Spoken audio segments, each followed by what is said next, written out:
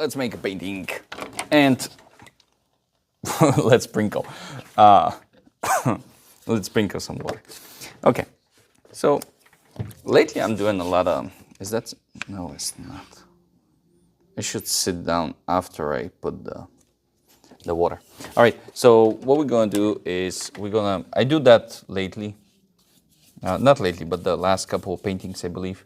We're gonna pre-paint whatever color we want, of course. There we go. So we're gonna put a lot of water on the top of this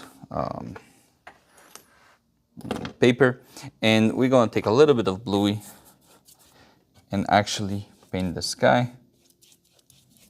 Just a tiny bit, so we can have some kind of color there. Try to keep it kind of semi-moist. You don't want to have too much. Oh, come on, here, move on. Can't believe that brush. This brush is bleeding here for like, since I bought it, like 3 years ago, man, or something like this. Absolutely insane. For the amount of money I spent for this, it should not bleed that much. It shouldn't bleed at all, any hair, actually, when I think about it. The bristles are just falling off. Anyway, we're gonna make warm foreground and a midground.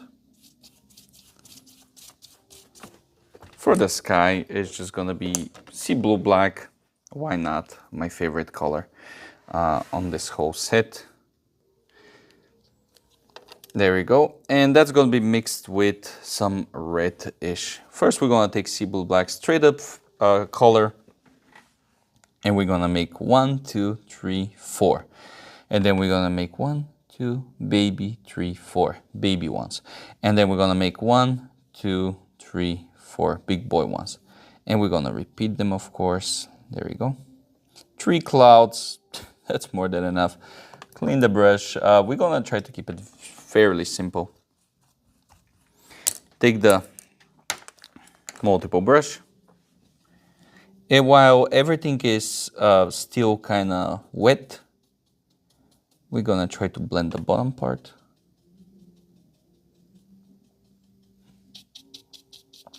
There it is.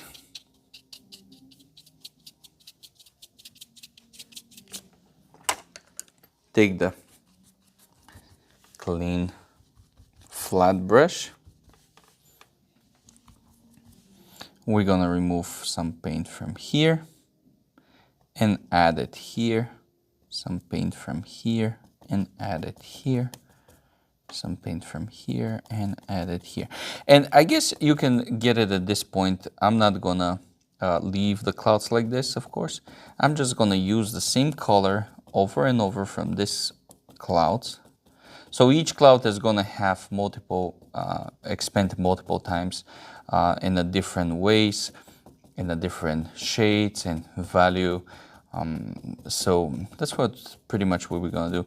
Now this one is gonna go down like this. There we go. Clean the brush. And now we're gonna do actually this one.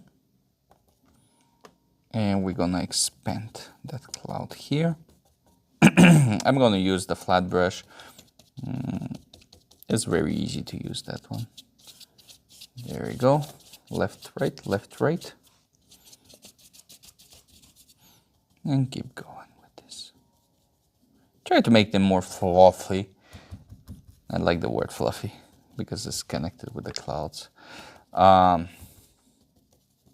think it's worked better when I say it like this on the short videos, not like here. Anyway, we keep going with this. We're gonna have this cloud here, of course, breaking down, going all the way inside and going behind the horizon line. There we go. Blend it here. Oh, is it shorter? Yes, it is. That's funny. That's happened quite often, actually, when I think about it. I gotta better check with my... They must be doing something, some kind of repairs or something in my area. And you can see here we keep adding more clouds coming from somewhere. These clouds are independent. They are not connected to any of our main 3 clouds. So they're just gonna be like moving. So now this one, I'm fine with this and this. This one, I wish it can be more fluffy here. There we go. A little bit more random. It's too organized, like even the baby one on the top is way too organized. And this is because of the limitation of the big brush. Which one I'm fine with it sometime, not this time. So, you know, we're gonna help. There we go. Actually, we can put a second layer here. And one thing I really appreciate in clouds is like you can go wrong. Absolutely. Freedom. Abstract to the roof, man. These clouds are there. You can go more abstract than this. Okay, now we have this. And this is pretty much basic here. Now, why I said red in the beginning? Well, I would love to put some kind of colors going around, and the way I'm gonna add the colors is simple, pushy. All right, so I'm gonna be like very gentle, and then pushy here. So that's gonna give us another way of showing the perspective here, plus another detail. There we go. And if you don't know this, I'm using almost dry brush here. There we go. Here, I would love to blend everything on this side and this side. Now, I'm going to take sea blue black just a bit. And my brush is going to be dry. And I would love to add a little bit more, clarify a little bit more on the shadows from that clouds. There it is. And the red one. And I want that transition to be very smooth. I want to draw the line where it is, but as far as the color consider, I would love to have this kind of dark red coming out of the of the shadows here. Very, very simple stuff. Now, if you're not satisfied with this, which one is more on an abstract level, of course, which one I much more prefer, you can always take some black or whatever color you like and just add a couple tall grass or any kind of vegetation. You know, it's usually bringing more identity to the whole painting, or you can just like take the palette knife. I'm pretty much mixing everything right now. I just want to show you what you can do. There's no need that much. This is a little bit too much for me, but you can do all kinds of stuff. Of course, you can do the shadows here. You can, should I show you?